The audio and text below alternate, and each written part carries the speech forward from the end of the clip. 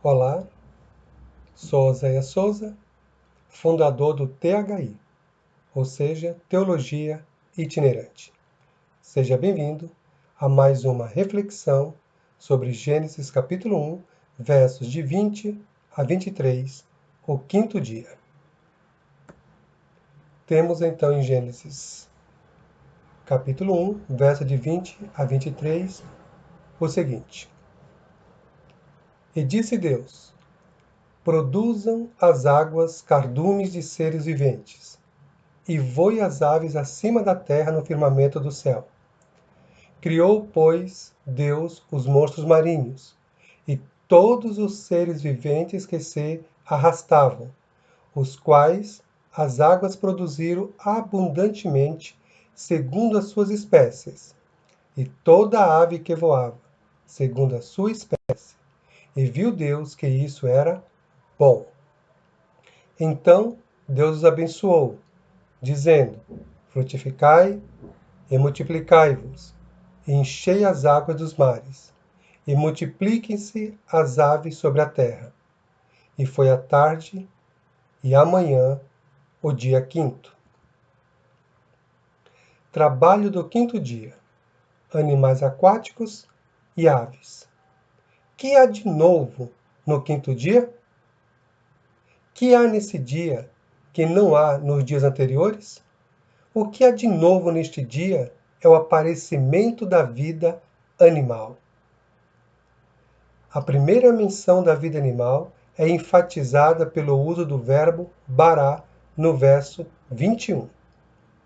A ordem dada pela narrativa mosaica é lógica e obedece ao plano do Criador de povoar a terra com os animais, cujas estruturas e desenvolvimento se acomodariam às condições terrestres ou terráqueas. Vejamos. Logo, temos a seguinte sequência: 1. Os peixes miúdos. 2. As aves. 3. Os grandes monstros marinhos constituíram as atividades criadoras deste período, o dia.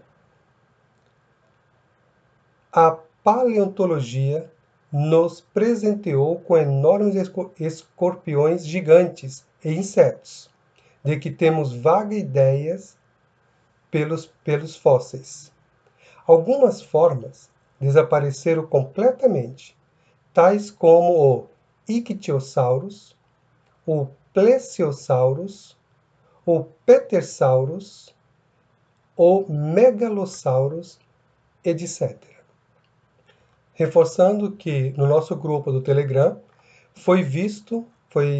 discutimos esse período científico e como coaduna a ciência e a Bíblia. Algumas formas de gigantes répteis de natureza anfíbia aparecem neste período. Os fósseis de algumas espécies de pássaros também nos indicam que foi a vida nos ares naquela época. No mar, os protozoários, espongiários, selenterados, crustáceos, etc. Em terra, as aves de grandes proporções encheriam o espaço.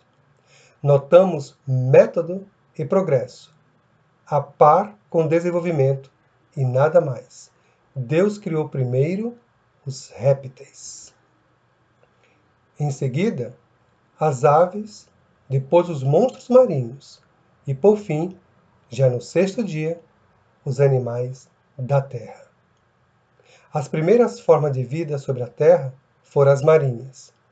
Não se pode afirmar que entre os peixes pequenos e os grandes mediou certo tempo, mas parece ser certo isso, visto que a Bíblia oferece margem para esta suposição, e os fósseis marinhos a comprovam. Observemos o seguinte: 1. E Deus disse: produzam as águas abundantemente. É difícil exprimir em português a palavra hebraica sheretz. nem temos outro recurso senão usar de uma frase: produzir abundantemente. Eles tiveram ordem de reproduzir segundo a sua espécie. 2.